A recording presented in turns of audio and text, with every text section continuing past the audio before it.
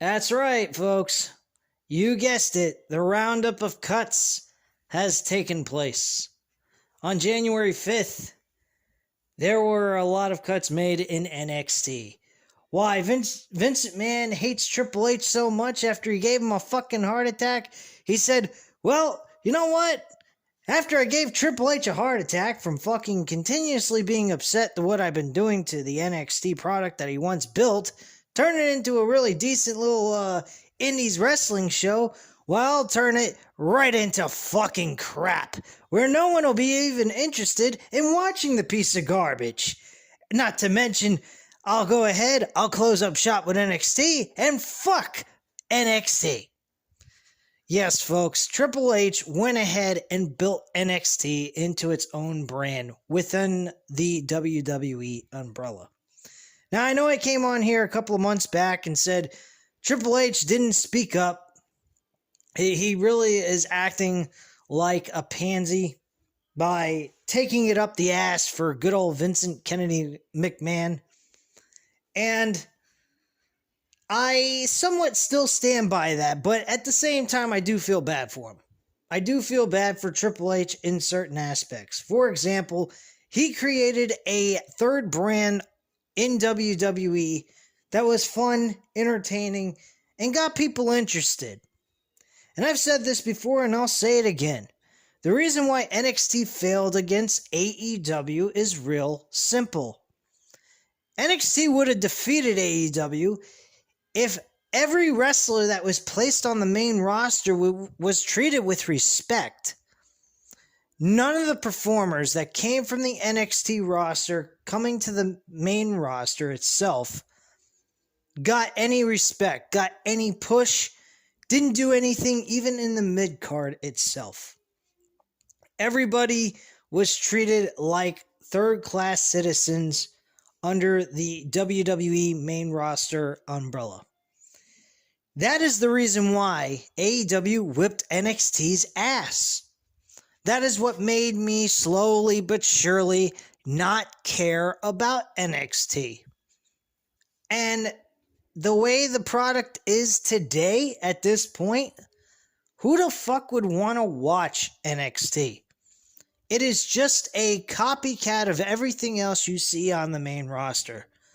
Tommaso Ciampa this past Tuesday lost the NXT World Championship. I won't be surprised if he even gets cut sooner or later. Probably in the next 3 months, probably after WrestleMania, we'll see him gone. Every quarter of the year, somebody will get lost.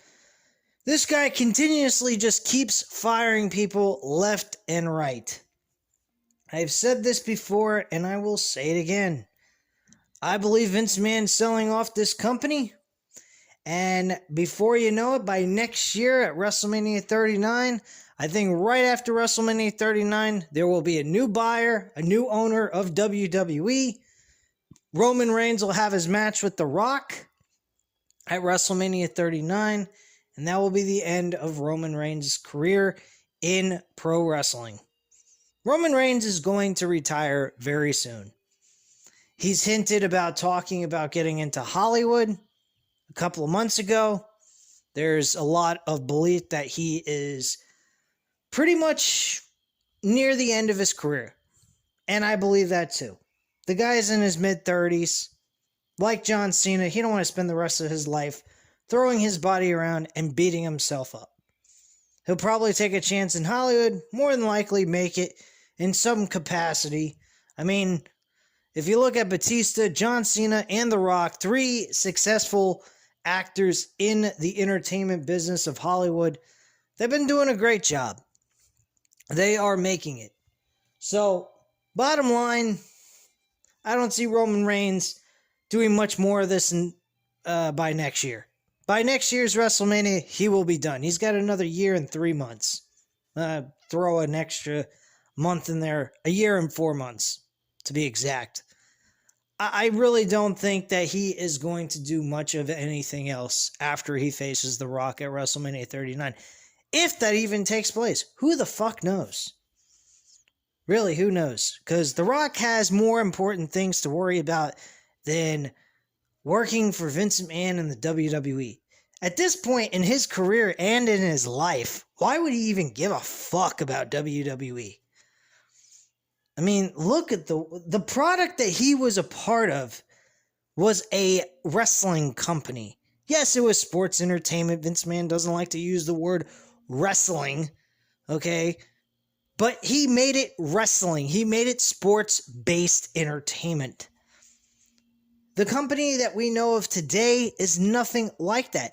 Hell, back in 2013, it was still a decent wrestling company, a decent sports entertainment company to watch and not feel insulted. But as time has gone on, folks, it has gotten progressively worse. It is very, very boring and very insulting at the same time. And quite frank, it's like night and day with Rock and WWE. They're completely unalike. They're nothing alike. They're not even on the same plane. I mean, he's on a whole nother fucking level, man. Rock is right where he should be, and he is a success. WWE's no success. You can talk about all the money you want to talk about. They are not success. You get Rock on TV, you get ratings. Rock equals ratings. But the bottom line is people probably won't even tune in for The Rock for him to do something on pro wrestling in WWE because they know he's not going to be sticking around. He's got other things on his plate, and he's got more important things to do than worrying about being a professional wrestler at this point in his life. So, let's get real, folks. And who the fuck knows if he's going to even provide a very good performance like he has in the past. I mean, the matches he had with John Cena, they were okay. They weren't great.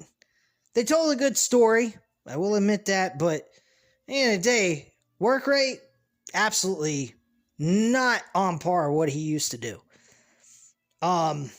Not to mention, you got a fucking hernia in the 2013 match that they had, so you go figure that one out. But getting off the Rock and the Roman Reigns bullshit and the WWE possibly selling off and Vince McMahon going into the sunset with his millions upon millions of dollars, possibly billions of dollars when he sells it at some point. And we hopefully never hear or see from him ever again. Let's get into the NXT budget, well, not really NXT budget cuts, WWE budget cuts, and see who got dumped this time on January 5th of 2022. Alright, so I got this thing from comicbook.com. They have the story. I just kind of grabbed any article I could find on the internet just to give you guys a overall idea who's being dumped and who's being kept. So let's go right into it. They talked about how 80 wrestlers in 2000, holy fuck, 80 fucking people were fired from the company in 2021. So the budget cuts continue, unfortunately, in the start of 2022. They're saying did not end the company's waves of releases, as was evident when a number of Performance Center and NXT employees, along with a few wrestlers who had transitioned into training roles, were let go on January 5th. Another major name, Samoa Joe, that was obvious. You knew Samoa Joe was getting released. Once they kicked him off TV, they cut him of being the world champion, and they didn't even have him lose the title to somebody. They just made up some fucking bogus injury, and then took the title off of him, and you never heard from him again. You knew he was getting cut anyway. So that was obvious. You can see the full list of known releases below, and stay tuned as we will be updating the story throughout the year in the event that more names are announced. While Vince McMahon was refrained from discussing why there have been so many job cuts, I wonder why, Vince. I wonder why you refrain from telling them the truth. Maybe because you have a real sick, depraved enjoyment of cutting people off from earning an income when in reality you're making money hand over fist, and you have an unsuccessful company on the same end of things with ratings and people wanting to buy tickets to come to your show. You may have the business end of things tight down, but your thing with your fan base that helped keep you around, that ain't gonna last for much longer, pal. That's the reason why, folks, I keep saying Vince McMahon is selling this company. There is no doubt about it. And it's proof. The proof is in the pudding here, folks. You look at his TV show, he blatantly tells you that he enjoys doing the things he's doing right now on television, on Monday Night Raw with Austin Theory. A couple of weeks ago on Monday Night Raw, he did that. And I even talked about that on the review. I mean, this guy is straight up blatantly telling us he don't give a damn about this company. He don't give a damn about his workers. He don't care about no one except for the higher-ups that are nearby him that say yes to him all the time and kisses his ass. And that's all there is to it, folks. This guy, clearly, every story that comes out with these cuts are meaningless cuts that shouldn't be done. Samoa Joe could be a very valuable asset to this company, and yet they get rid of him. He could be a manager role. He could be anything you want him to be. But they don't want him. So they released him. Okay, Impact Wrestling will sure as hell be happy to take him. I'm pretty sure they'd love to have him on their roster. They could probably use him. Probably get a little bit of a slight boost of ratings. But not by much, I don't think so. But they might get 200,000 views on an episode, possibly. So he refrains from talking about the many job cuts. WWE President Nick Khan, Mr. Nick Conman, gave his side of things in an interview with Errol Helwani. Now, I think this is going to be very interesting. This was during the SummerSlam weekend in last August. So let's hear what he had to say. I believe JD actually covered this, but I'll repeat what was stated back in August. I don't know that there's one explanation for it, Khan said. I think ultimately what's looked at is, I think ultimately what's looked at is this person for us going to move the needle now, or in the imminent future. So, by the way, we had a 2-day tryout in Las Vegas, which ended yesterday, which Triple H and Johnny Laurinaitis, People Power, and Bruce Pritchard, I love you, were all across, as were the rest of us. We've signed over a dozen new talent coming out of that tryout, and I'm not suggesting, that's why we cut the other talent, but we're always looking for what's next. Of course you are, because you want to create your own image so that when you decide to sell this company, it will be to someone that will carry on that same image. So, whatever. I don't know, man. These people make absolutely no fucking sense whatsoever. While you're going ahead, here's the illogical thing, and this is why I'm saying the company is being sold off to somebody in the near future. Yes, maybe they're looking for a different direction, but every single time I've been watching WWE since I was 5. I was born in 1988. I'm 33 years old. I've been watching the product for 28 fucking years, okay? And every time they wanted to go a different direction, they always put their best foot forward, no matter what. Now, I would believe this if yet they were still trying to provide some kind of effort to give us a good show. I've went back and I've said this a million times, and I'll say it one more time. What did we see from WWE back in the day in the 90s and the 2000s when they were getting their asses whooped from 1996 all the way up till early 1998? What did we see? We saw WWE put their best foot forward, tried every single time, every Raw episode, they tried to provide the best show they possibly could. Yes, they got beat in the ratings, but the one thing they consistently were doing was trying to build new stars. And they did that. One was Stone Cold Steve Austin. Triple H was starting to get big. And then 1998, Triple H was becoming the leader of the D-Generation X when Shawn Michaels was out. The next man came up, okay? Next man up type mentality, like they say in professional football. Okay? The bottom line is, guys, every person in that on that roster was pushed. Everyone was important. Everybody had an opportunity to give it their all to prove to the owner of the company, Vince McMahon, that they had a legitimate reason to be at the top of the card. And he gave everyone that opportunity. Nobody was treated like second class. Everybody was treated like a family. That company cared about one another. They gave a shit about helping the other improve.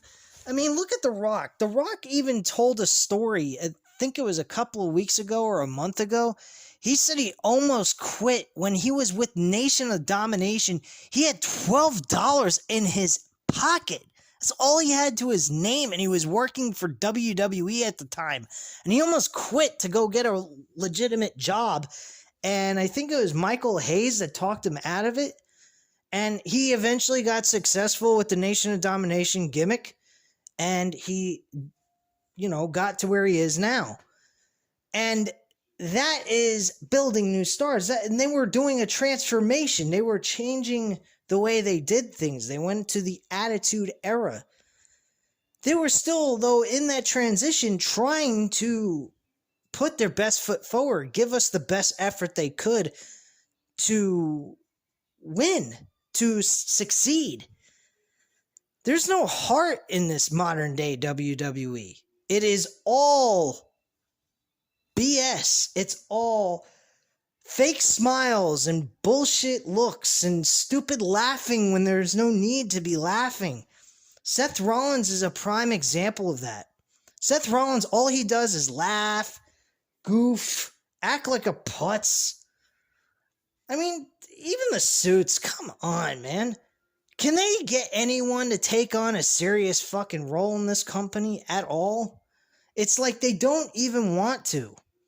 That's why I'm saying to you guys, whether Vince McMahon is trying to make a transition with NXT, WWE, whatever, he is not putting his best foot forward, which tells me he ain't wanting to try. He don't care anymore about this product. It's that fucking simple. I mean, you think that even NXT getting a makeover, a change, you'd think the fucking product would be entertaining still. It'd have a lot of effort put. It's not getting any of that. It's the same thing on Raw and SmackDown.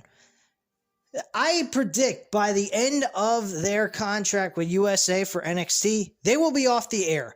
They will be back on now Peacock for us in the United States. Anywhere else is WWE Network. You guys are so fucking lucky and I have it on Peacock. It's so fucking stupid on Peacock. But anyway, be grateful.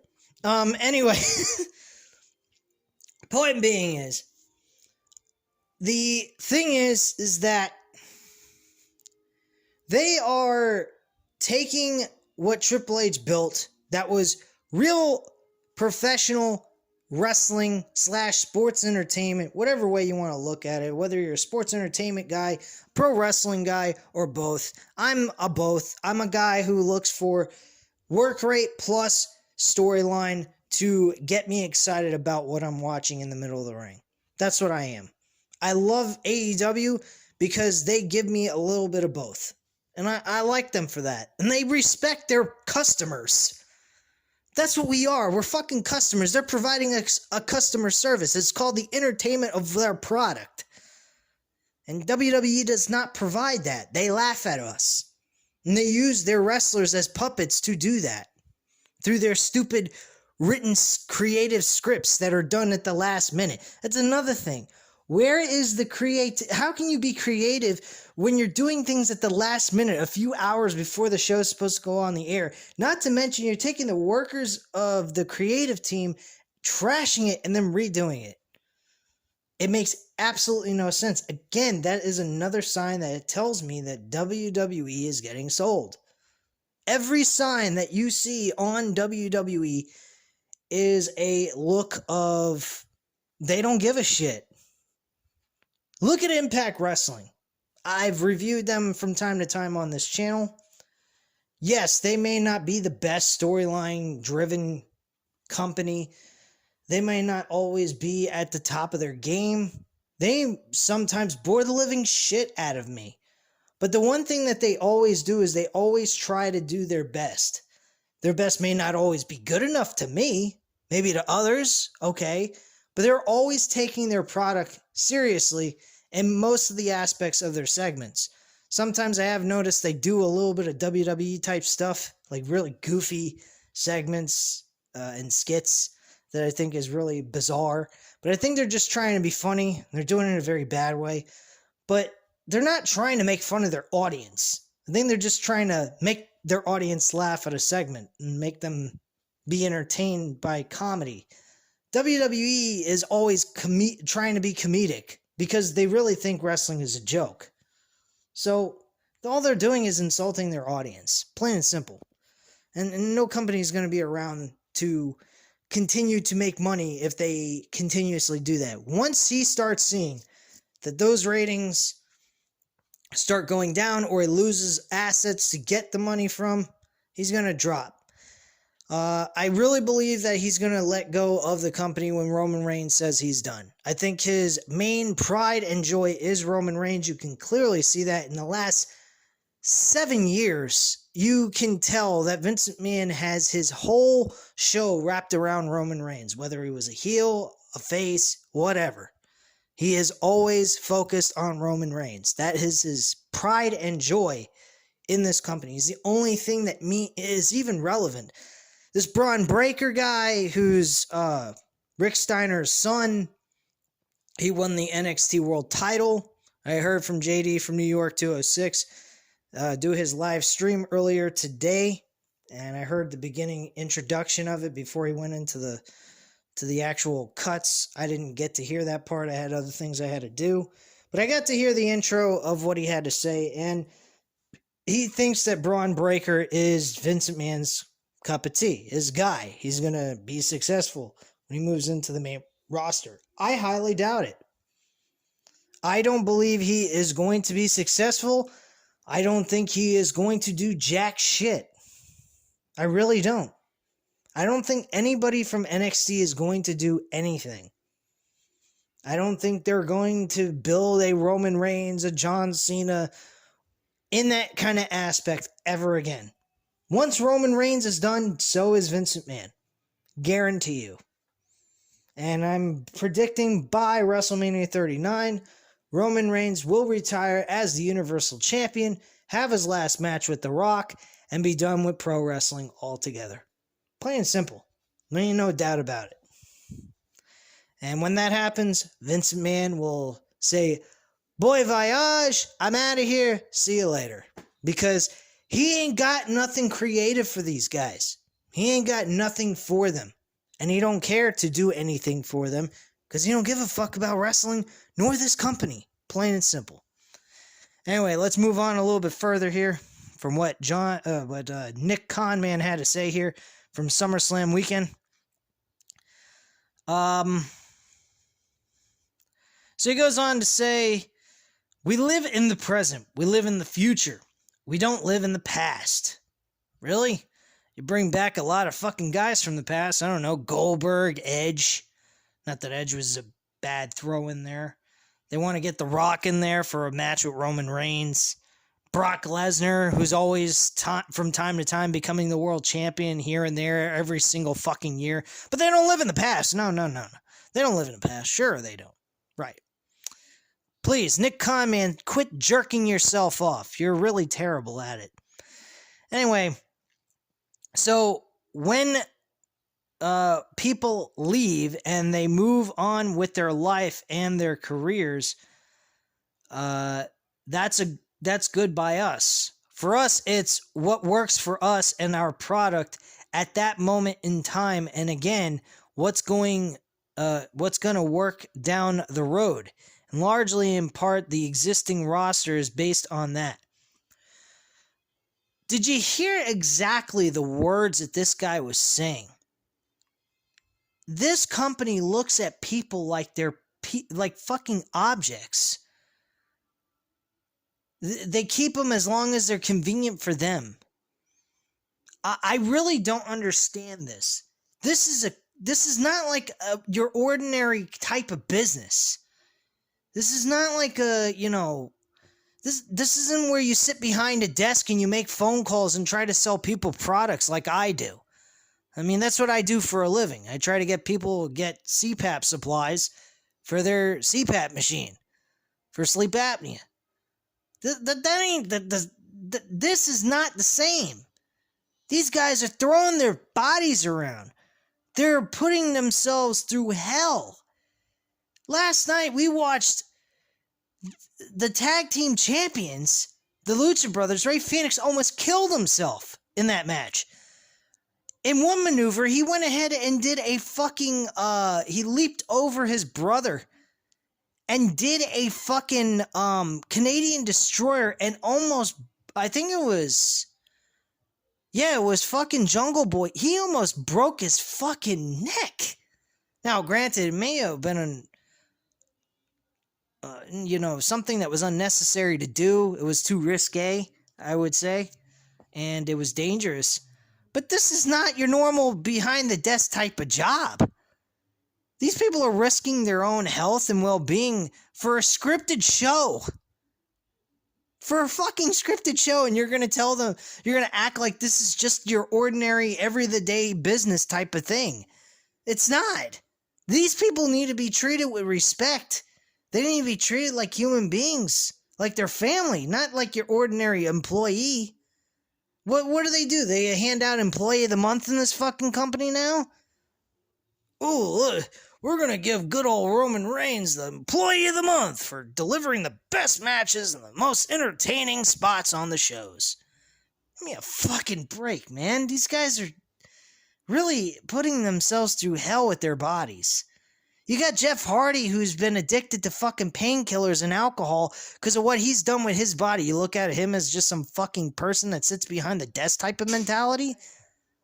That's fucking ridiculous. And that's why I don't care for this stupid company anymore. I really don't. I think what they do is absolutely terrible. They treat their employees like they're freaking objects or puppets for their own entertainment. And they're supposed to be entertaining us and treating their employees that work for them on the front lines with respect, as well as the creative team. I mean, they treat their creative team like garbage too. They write out all these fucking scripts, and then their scripts are ripped up right before the show goes on the air, and they redo the entire thing with only a few hours left before the show goes on the air.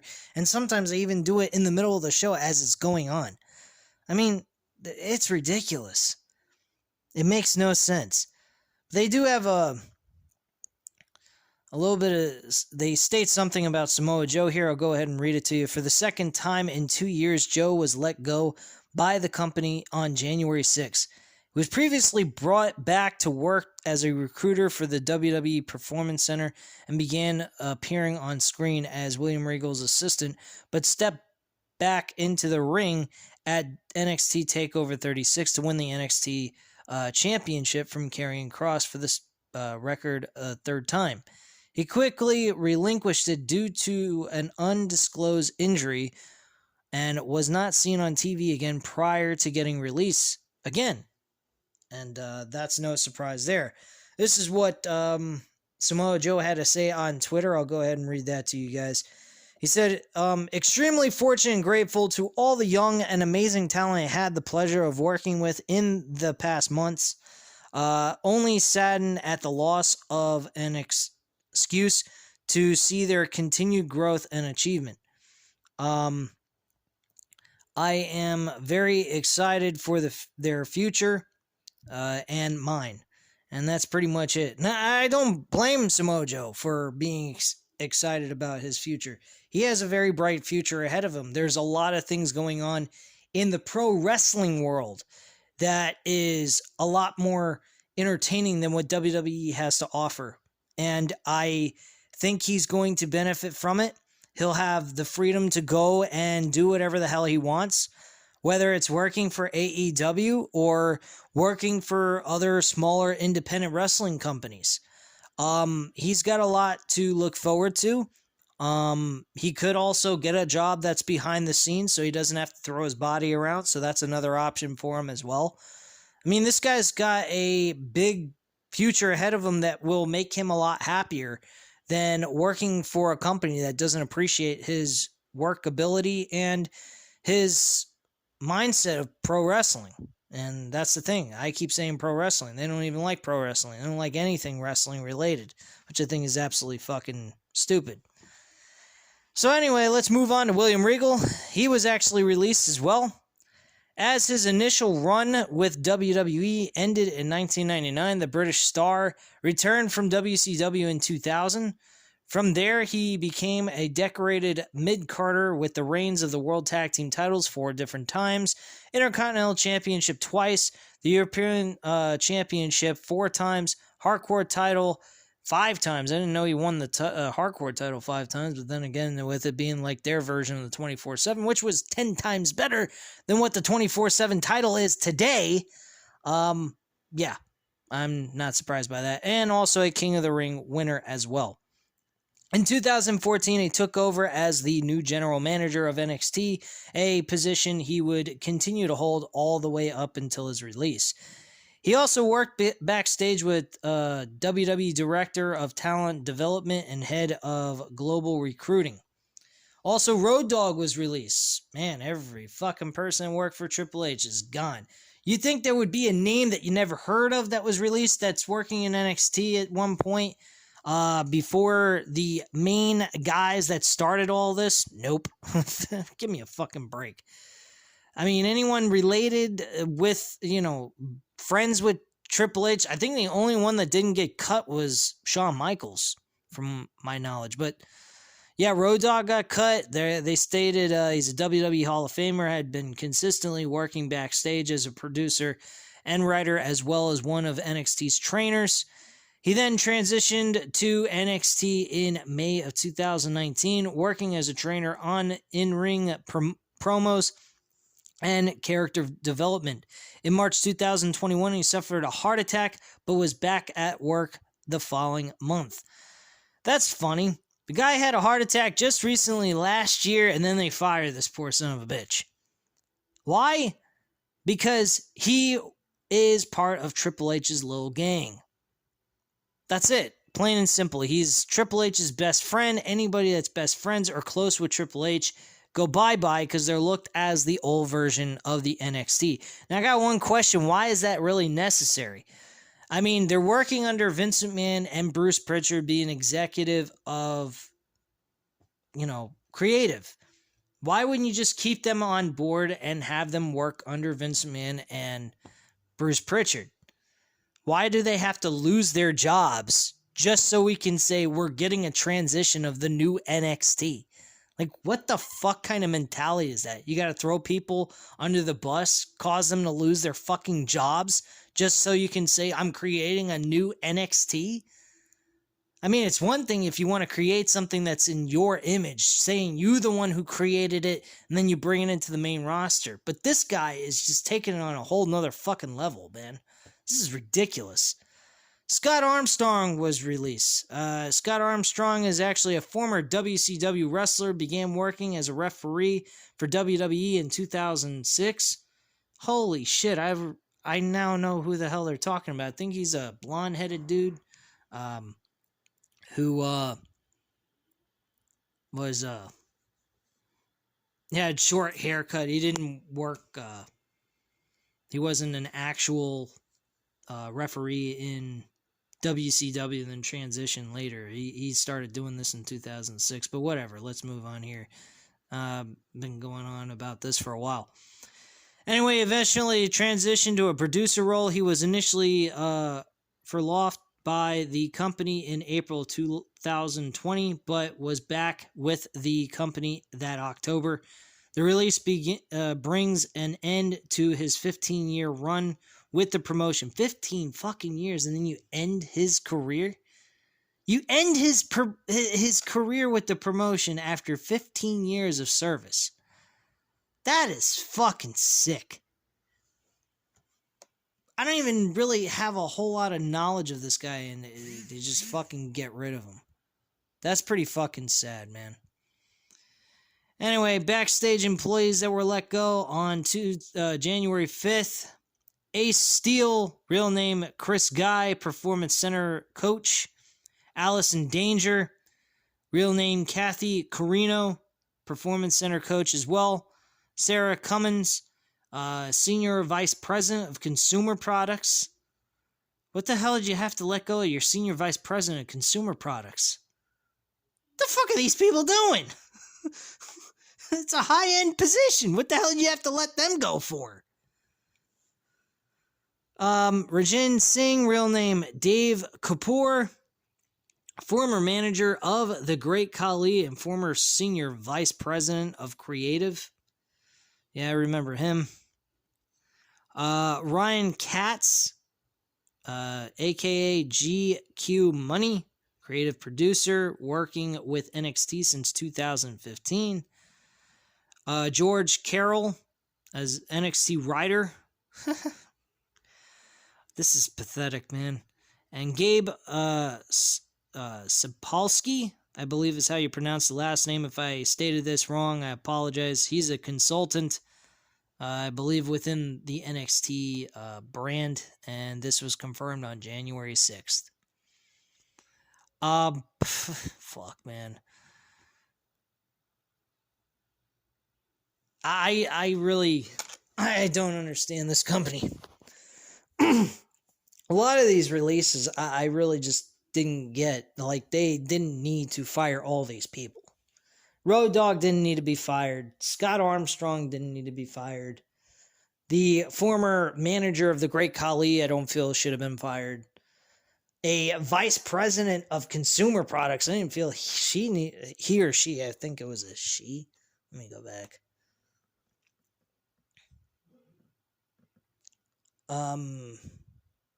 Yeah, it was a she. I don't understand why she had to be released at all.